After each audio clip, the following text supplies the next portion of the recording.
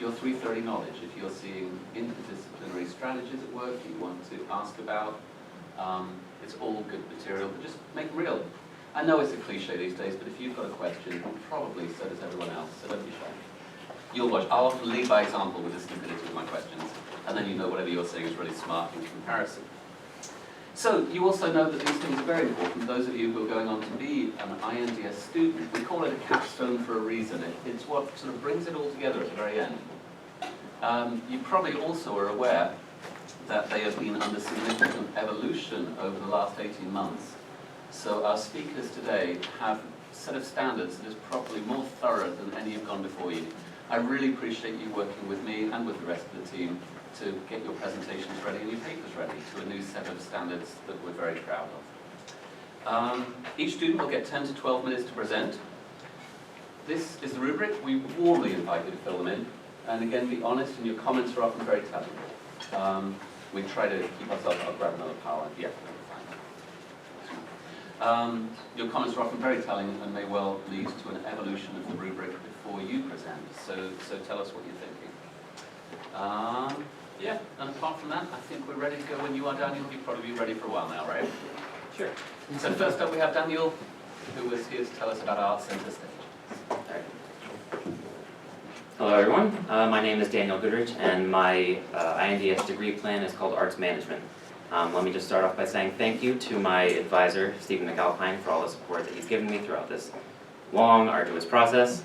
Thank you to my mentors who unfortunately couldn't be here today, Greg Schraven from the theater department and Dr. Lisa Cella in the music department.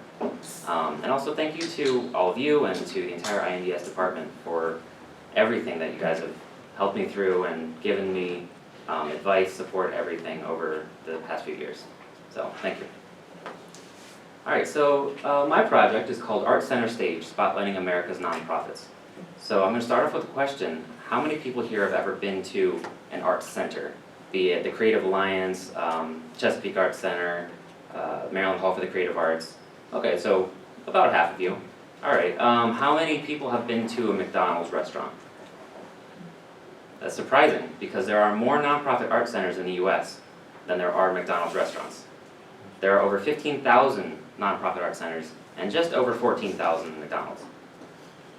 So, I personally have a large interest in arts because I grew up around it. My father was a musician and an illustrator, my grandfather was a photographer, my sisters were dancers, and it was just something that was very influential on me, and I think really improved the quality of my life. So, it kind of led me to working with a nonprofit organization called Star Theater, which then led to working with the Chesapeake Arts Center, which is actually only about 12 minutes from here. So if you haven't heard of it before, then there's a little bit of a problem on their end. But, so my research question was, how are America's nonprofit art centers operating? And this is intentionally vague, because I am looking at what organizations are doing, how they're affecting their communities, basically how they are organizing themselves for the best impact and to be able to grow and sustain themselves. And by focusing on this question, I can gather information about the organizations, and I can present this information back to the arts administrators that are currently working in the nonprofit world. I didn't want to pigeonhole what it was that I was looking at as a student and prevent getting the proper, useful information back to the arts administrators themselves. So to focus on this question, my project consisted of creating a book of features on 7 different nonprofit art centers all around the United States. They were in Jacksonville, Florida, New Orleans, Louisiana, Houston, Texas, Phoenix, Arizona, Seattle, Washington, Chicago, Illinois, and Boston, Massachusetts. So, to focus on my research, I had 3 disciplines throughout my INDS research. The first, theater, was my chosen art form because of its familiarity to me. I have actually worked in the professional theater world for a few years now, so it's something that I'm very comfortable with, very used to, and it's also something that many art centers capitalize on. Many art centers have a theater space which they also use for music and dance and other performances. So it was very relevant to what nonprofit art centers are doing. The next, management, was my perspective to look at the business side of an art center. Nonprofit art centers are basically traditional businesses, but they have an expanded interest in impacting the community. And they have more resources by being able to accept donations and get sponsorships and other things that a traditional business can't really utilize. And then the final discipline, entrepreneurship, is basically business theory, but it's focused more on innovation and growth.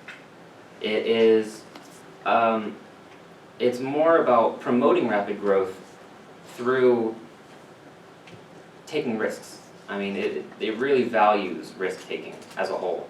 One of my professors uses the phrase, fail forward. So it's the idea of kind of throwing things out into the universe, seeing what sticks, and then running with it. So, in INDS, for those that may not know, there are tactics called bridging strategies that are used to create common ground between disciplines that otherwise seem unrelated. The one that really applied to my research and also applies to the everyday work of an arts administrator is advancing through checks and balances.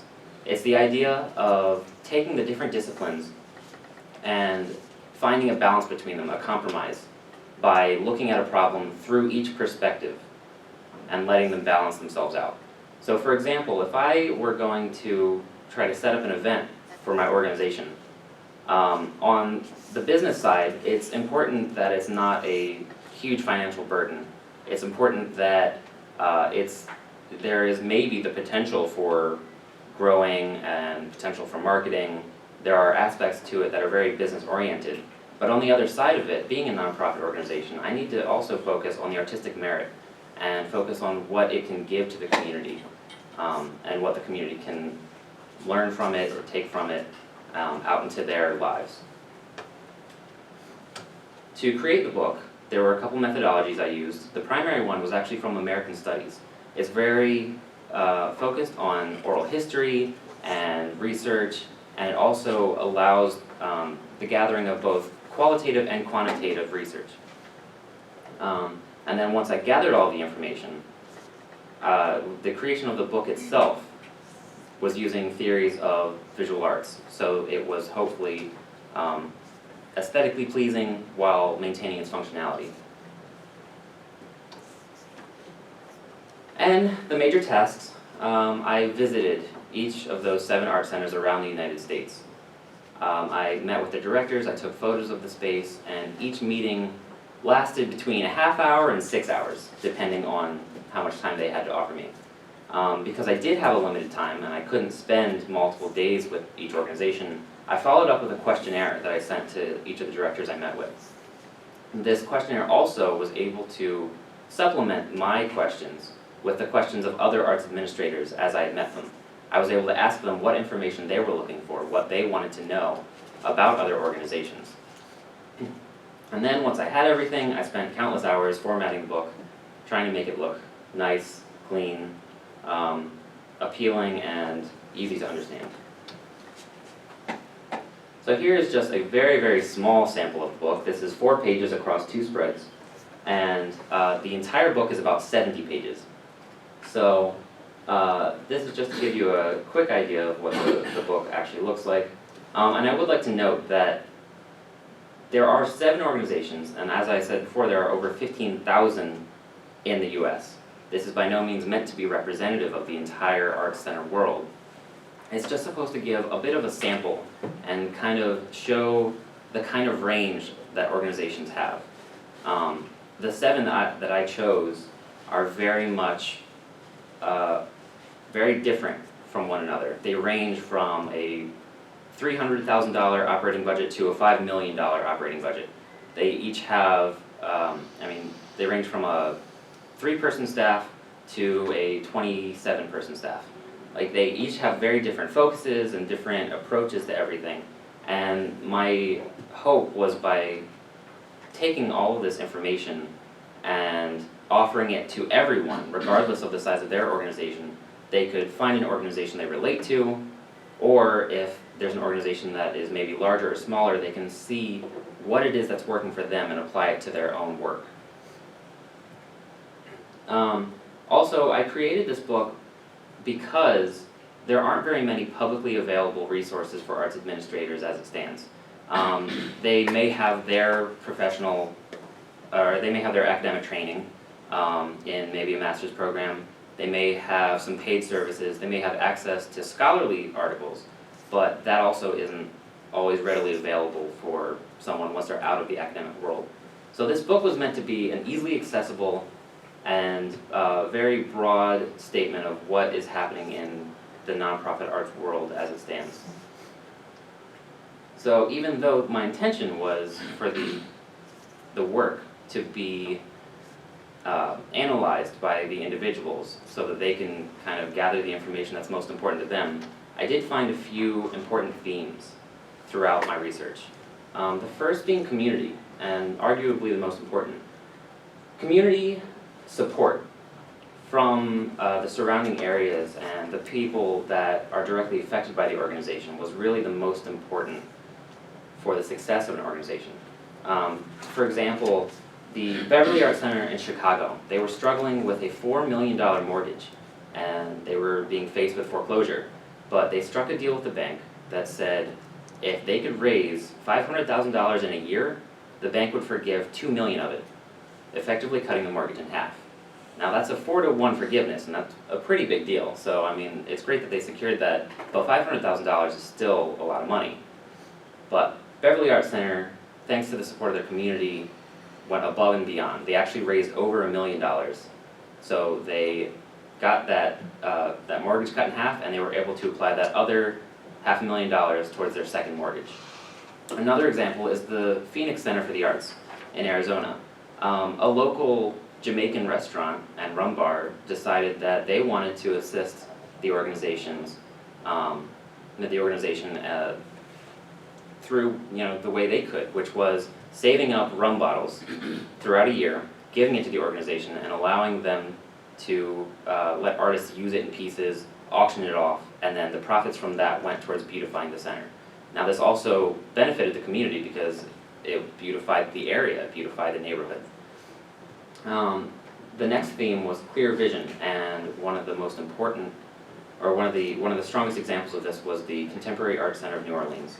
They know exactly what they are trying to offer their patrons. They know exactly what they're doing, what they are trying to be. By offering 8 to 9 exhibitions a year, that's it. It's all new works. It's all very specifically planned out and fits within their mission. There is no other collaboration. They don't dilute their brand in any way. And then finally, the board of directors was extremely important to the Phoenix Center for the Arts. Jack Lytle is the chair of their board, and he has been noted as the biggest reason that the center has gone in 4 years from a $100,000 operating budget to over $1 million. Nonprofit organizations are achieving success in a multitude of ways, and they're impacting their communities in a really positive manner. My hope is that my resource will be able to create more of a stronger network between them and allow them to work with each other and, as a whole, better the cultural industry. Thank you. Are there any questions? Questions from the floor? Yes. So you said that there were about 15,000 arts organizations Yes. of this nature across Yes. the country, and you chose 7. Mhm. How? They were actually chosen along a predefined travel route, and I did contact 19 different organizations, and of the ones that actually responded, those 7 seemed like a good range, and were also spaced out. They had a nice regional difference for the most part. Yes, Joe?